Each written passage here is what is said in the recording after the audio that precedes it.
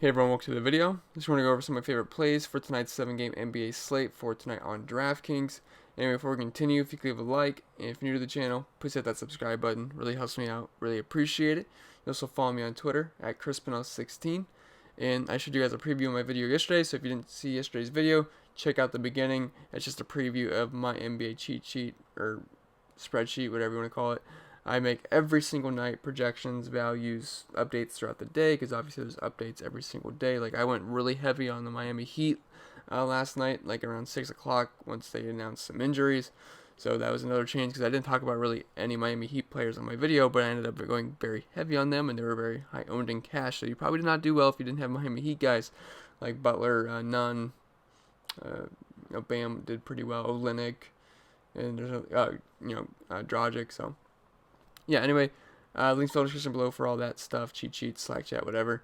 And I think it's enough plugging. Let's get right into the video. So, this slate has an abundance of high-end options, I will say that. I mean, we got James Harden, LeBron, Kawhi, Anthony Davis, Towns, Lillard, Embiid, Westbrook, Siakam, Walker, Beal, Vucevic, Paul George is down there, D'Lo is at 8,100, Wiggins.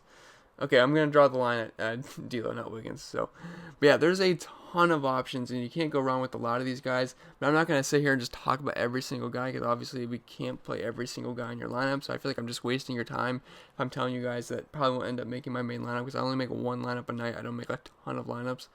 So, I mean, it's only 12 a.m., so obviously my mind can change throughout the day. But as of right now, I guess it's 1 a.m. At 1:16 a.m., these are the guys I'm liking.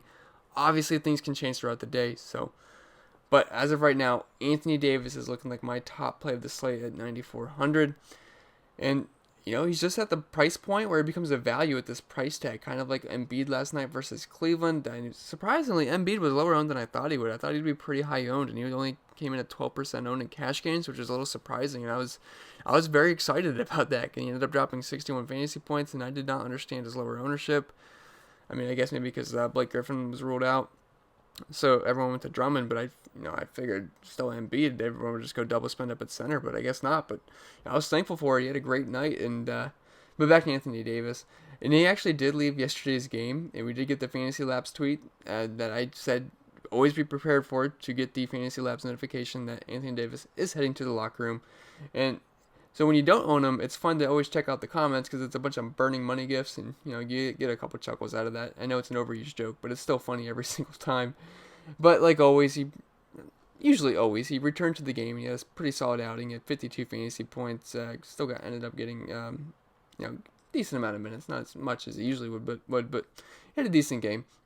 But now he gets a great matchup versus Golden State, who is the second worst defensive team in the league right now in terms of just total fantasy points given up to each position. And they really, really struggle with big men. They're 27th in points allowed to centers. And yes, I know he's technically a power forward, but it doesn't really matter here. He should have a big game. He's the main big man on this team.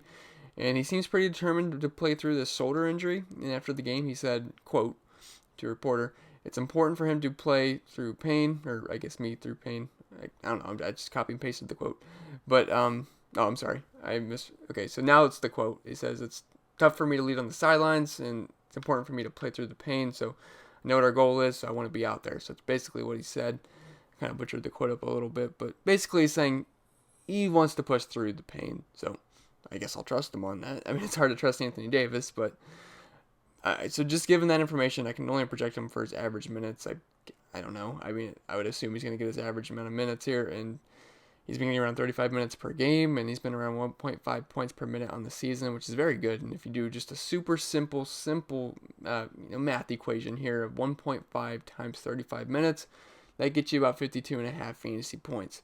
Now, if you factor in a great matchup, and we're talking about major upside here, which he's shown this season, wouldn't surprise me if he got 60 fantasy points, and we know Anthony Davis's upside. He hasn't flashed it too much this season, but versus Memphis, another bad defensive team, he had 73 points in 3 quarters. So we know the major upside with Anthony Davis, and this is a great matchup for him to do so. And we've seen centers have some pretty big games versus them.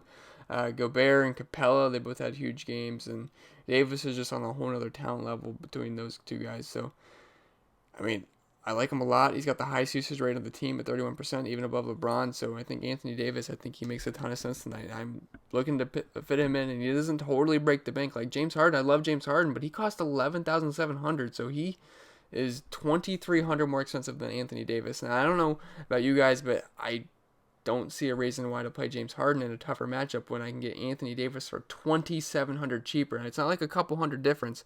We're talking $2,700. That's a couple extra players, just upgrades just right there. So, and he's got similar upside too. So Anthony Davis, I like him a lot. And also like his teammate LeBron is my other spend up at $10,700, and he's $1,000 less than James Harden. Now, he's been a little bit more hit or miss than James Harden because we've seen James Harden have continuous 70-point games and 60-point games. But he's also very expensive. But this is just such a good matchup for LeBron here. He's $10,700, and it's looking like a pretty good day to double up on the two Lakers studs tonight versus Golden State. And we know LeBron doesn't like this team, and I'd expect him to bounce back after last night's clunker of, 45 fantasy points. So obviously that wasn't great. It wasn't terrible, but for his price tag, we definitely needed more. He still flirted with a triple-double, though, and he saw 37 minutes, so all that's good. We just need a little bit more out of him for that price tag. And I think we can get it versus Golden State. Like I said, they are one of the worst defensive teams in the league and are awful versus opposing guards, ranking 26th versus point guards and 27th versus shooting guards. And on the season, LeBron is getting big minutes, over 35 minutes per game, and he's sitting at 1.55 points per minute, which is also incredible. And he's also got 30% usage rate and an assist rate of 51%, which is very, very good. And we got triple-double upside here, and I think we get a big game out of the King. Only concerns here would be if the game gets out of hand with I believe it's a 13-point spread. The over-under isn't out yet, but the spread is at 13 I saw on one site, so it's a little substantial there. But even if they don't get their huge minutes, they were probably more efficient with the minutes they got, and it'll even out if they don't get their minutes. So LeBron and Anthony Davis, I think they're both tremendous plays versus Golden State, who just really do not play defense. So do like those two as my spend-ups, and there's plenty of good mid-range options and cheap options as of right now. So I just want to talk about, so Westbrook, he's pretty cheap at $8,900, but he's not been doing too hot. 25, 40, 36, 43. I need more points than that. Now 8,900. I mean, now we're talking at a pretty reasonable price range, but it is a really tough matchup versus the Clippers. So I don't know if I can do it here at this price. Versus New Orleans, it really doesn't get better than New Orleans, other than maybe like Golden State or whatever, but it doesn't really get better than them. And he only had 43 points, so yeah, I mean, I like the price, but I don't love the matchup either, and he has not been very impressive the past 4 games. So as of right now, I'm probably gonna pass on Westbrook. We'll see if he ends up having high ownership projections in cash games. I might plug him in there, but I honestly think there's better options too, and I'd rather just pay up for Anthony Davis and LeBron, and I don't know really if I'll be able to fit in a third stud there. So don't really see myself having Westbrook. Siakam, I played him opening night, and that was it. But decent matchup down low versus Portland. Kemba Walker, not really a guy I ever play. Bradley Beal, I played him once, like the past forever, and he sucked. So that's what I get for doing that. Vucevic, I mean, it's a tough matchup versus Embiid. Maybe if Embiid's out, which I'll talk about in a little bit. Maybe a little interesting, but I'm really not. I don't love playing guys from Orlando. Paul George should be his first game back versus Houston. It's a great matchup. They suck in all aspects on defense. They're last versus shooting guards, last versus small forwards, last versus power forwards. I mean, the minutes, they're probably going to be around 25 to 30 minutes, so he's probably not going to, he's not going to have a ceiling game or anything. It's first game back, so we'll see how he's eased in, but definitely like a deep tournament option. But I'm not going to do it probably. But D'Angelo Russell at 8,100, I think he's an interesting GPP play, and I mean, it's a tough matchup. Yeah, it's a tough matchup versus the Lakers. They're one of the better defensive teams in the league, but he is the main scorer here, and I think he's a pretty decent GPP option to pair with the Lakers studs tonight. Because in theory, you're hoping the game stays decently close, and if it does, it's probably because D'Lo is banging his threes and just putting up about 50 fantasy points, which he's been great for around that this season. I mean, if you look at his, 50, 48, 82, that's an outlier. That's not going to happen again. If it does, I won't complain if I play him, but pretty much you're going to see around 45 to 50 points out of D'Lo with upside of more on a nightly basis, especially with no Steph Curry, Klay Thompson. Obviously, Durant's gone. Draymond Green is back, but I mean, he's going to be the main guy here on the season. His usage rate is at 32%. He's actually been over 1.3 points per minute on the season, which are all great numbers given his price tag. And he's had 3 games recently with his usage rate actually above 40%. So that's massive, and it's gonna be the ball handler here. He's gonna have to have a big game for the Warriors to stay in this game, and so I think he's a pretty tremendous GPP play, and despite a tough matchup. So D'Lo, he does make some sense for GPPs. Probably not a cash game option for me, but do think there's upside there. Ben Simmons. So I'd like to scroll down the list here and just see what pops out. And Ben Simmons at 6,800 really caught my eye. I believe, what was his price tag last night? 7,400. Only had 36 fantasy points, and trust me, I don't like playing Ben Simmons whatsoever. And whenever I play the guy, he lets me down. But there's some chatter on Twitter that Embiid could be the next guy on the Sixers to rest. So we'll see. It's just speculation, but if so, the price on Simmons looks pretty nice, and it stands out to me, and he's going to grade out well in optimizers for value.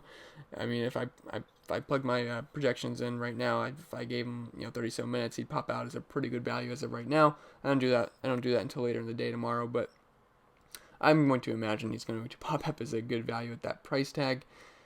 The problem is Orlando is one of the better defensive squads in the league, and they also play at an extremely slow pace, and I mean really, really slow, the slowest in the entire league. But hopefully the Sixers can push the pace a little bit. I believe they're top 12, top 15 in pace of play, so maybe they can push that a little bit. But I don't love any of it. But, the price stands out. He should get over 30 minutes, and he's been 1.1 point per minute. He's given us 1.1 point per minute production on the season. So, I think he can get you over 30 fantasy points. And the 6,800, I don't love it. But, I mean, we know Ben Simmons has upside for more. We've seen upside games from him, 47, 46, 45.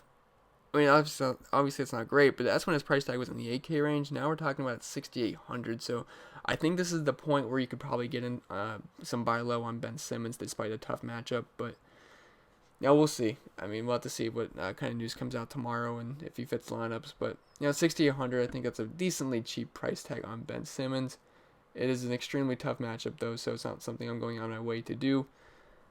Jonas Valanciunas. I believe I'm saying his name right. I always mix his name up a little bit, but he's priced straight in the mid-range here, and I think it's fair. He tied his season high in minutes last game out with 27 minutes, but I gotta say Memphis was hurting big from players being ruled out.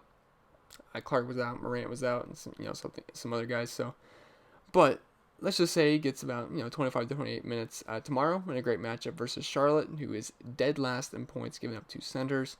I mean, we always pick big men, pick on them with big men, so I don't know, see why we can't go back to the well here. He doesn't get huge minutes, but like I said, he should get about 25 to 30 minutes in this matchup, and it's obviously great. So, and he's been great on the court so far this season, very efficient with his minutes. He's been at 1.23 points per minute, which is pretty darn good for someone in this price range. And I mean, 27 minutes versus San Antonio, he got 39 points. Tough, rough game versus Dallas, but then versus Orlando, 22 minutes. 25 points, 27 minutes, 33 points, 30 points, 24, and so on. So you're going to get over a point per minute from the guy, and it's a really good matchup versus Charlotte. So honestly, it wouldn't surprise me if you got 40 fantasy points in this matchup. Probably more in the 30-point range, but at 6K, I think it's pretty nice. So I don't mind that. Terry Rozier at 5,600. I think he makes some sense on this slate. He's on the other side of this game. And Rozier, he's cooled off a bit, but, I mean, 23, 33, 9. I happen to roster him on that 9-point game, of course. But then, he started the season pretty good, 36, 35, 46, 26, 34. Has cooled off, but I think this is a pretty decent bounce back spot for him. Oh, let me fix that. So, going up against Memphis, it's a pace-up spot. They play very fast, and they don't play defense. I believe they're 6th in pace. Either way, I know it's top 10, so they play fast, and they don't play defense, which obviously we'd love to target teams like that. And they're just awful in all aspects on defense. They're 21st versus point guards, 26th versus shooting guards, 25th versus small forwards, 23rd versus power forwards, and 17th versus centers. Yeah, these numbers suck. They don't suck for Rozier, but they suck for the Grizzlies. And his price came down from he was in the 6 to 7K range for a while, and I think he finally becomes a nice value play at this point. I wouldn't say like a straight value play, but better and like a nice value to mid range play at this price tag. And we know he's got upside. I think he can get you 35 to 40 points honestly in this matchup.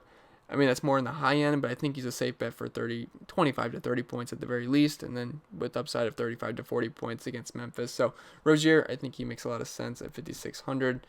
should be popping up as good values on optimizers as well, so he might have some ownership as well. Jaren Jackson at 4,800, so let's just go down here a little bit if I can find him. Yep, skip right over him. So 4,800, and basically I can say all the same reasons I already did. Like I talked about for Jonas, is the same matchup. They basically play the same position, two big men. They should see similar minutes to him, and we all know the guy has upside, and he's shown it so far this season. He does love fouling, though, so just be careful. There's a little bit of risk there, but it's a dream matchup, and he's been about a point per minute on the season, so I think he can get his 30 points tomorrow, and if he stays out of foul trouble, yeah, I don't mind him. Now, he's not going to get 38 minutes like he saw versus San Antonio. He had 44 points. It was a great game for him. He was major chalk that night, but game versus Dallas, we saw him get 30 minutes, 32 points. And then Orlando, it's they play slow. It's a tough matchup. 30 minutes, 20 points. So, he's good when he gets the minutes. And we saw versus Chicago, it was a really good matchup. He had 32 minutes, 43 fantasy points. But, if we give him like 26 to 28 to 30 minutes tomorrow versus Charlotte, he should have a pretty good game. Wouldn't surprise me if he got over 30 fantasy points. And he's only 4,800, so I think he makes some sense. Jeff Teague at 4,600, so he's questionable, but I'm going to assume he's going to play as of right now. If not, obviously you can't play him, and then we'll have some more value open up. But he hasn't played for a while because of an illness, and he's certainly priced like he has one. Now, trust me, I don't expect a huge game out of Jeff Teague, but I think he's a fine cash game option given the price as long as he plays. And I believe the Timberwolves have a pretty decently high implied team total. I think it's at 115. Don't quote me on that, but I think when I was glancing at it, I think I saw 115, so that's a pretty good team total there. It's also a very good matchup versus the Spurs. They're 25th versus point guards, and he should be around 30 minutes. And he's probably going to score around 30 as well. He's been over a point, just a little bit over a point per minute this season, so I think it's a fair projection to give him about 30 points tomorrow. And at 4,600, I would take that. And we've seen some big games from him. I just spit on my laptop. But obviously it was without Towns, but 28 minutes, 46 fantasy points. Yeah, we'll take that. So I'm not saying we're going to. I said that wrong. Obviously, we'd take that. He's not going to do that again. But I think we can get 25 to 30 points here, and we will take that. Then I think I got a couple more. So Chris Boucher at 4,300. He is no longer absolutely free. He was 3,200 then 3,400. Price came up, so we're not just getting a cookie here, but I think he's fine. Yeah, he's been good. He's been 1.19 points per minute on the year, and say we give him 25 minutes, I will take that. Portland does struggle with big men too, so it's a nice matchup. And really, this is just because, the Raptors have some value plays here. Not a ton, because they've been priced up. But, there's a couple guys that are still straggling along in price tag. And, Norman Powell is the other guy I would probably mention here. Ibaka's going to be out. Lowry's going to be out. And OG's going to be out. So, we know the Raptors love running a tight rotation. So, they should be fine. Should get decent minutes, 25, 30 minutes there. So, Chris Boucher's fine too. And then Norman Powell as well, which I don't actually remember how much Norman Powell is. I think he's in the 4K. Yeah, 4,900. He should see minutes around 30. Last game he ended up getting 37 minutes. So I think it's a safe assumption he can get over 30 minutes, and not a huge point per minute guy. He's not at all. He's I think he's about like 0.8, but I'll take that if he can get me 30 to 35 minutes. So Norman Powell, I would, he's on a short list as well. Portland has not been great on defense this season. And then the pure punt play as of right now, obviously more can open up throughout the day, but Ben McLemore at 3,100. He is dirt cheap, and he's the only guy that's standing out at the moment. House is going to be out, and so is Gordon, so he's expected to start here, and he should see near 30 minutes. I wouldn't expect anything huge, but I do think he can crack 20 fantasy points for us at the near stone cold minimum. He's not going to be a high usage guy, but I think he can get you some peripheral stats, hopefully get the ball in the hoop a little bit, or in the basket in a little bit. So 3,100, I will take it. This game should be pretty decent for fantasy. We got a lot of good players in this game. James Harden, Russell Westbrook, Clint Capella, Kawhi Leonard, Paul George. So, Ben McLemore 3,100, you get a cheap piece of this game, because I don't know if I really want to spend that for any of the studs in this game, so if I can at least get a cheap piece of it, yeah, I won't hate it. So Ben McLemore, he's free, might open up some salary, and I think that's going to be it for this video, guys. It's only 1 a.m., so obviously a lot of these things can change. It's kind of just my first reaction plays that, are just standing out at this point of the day.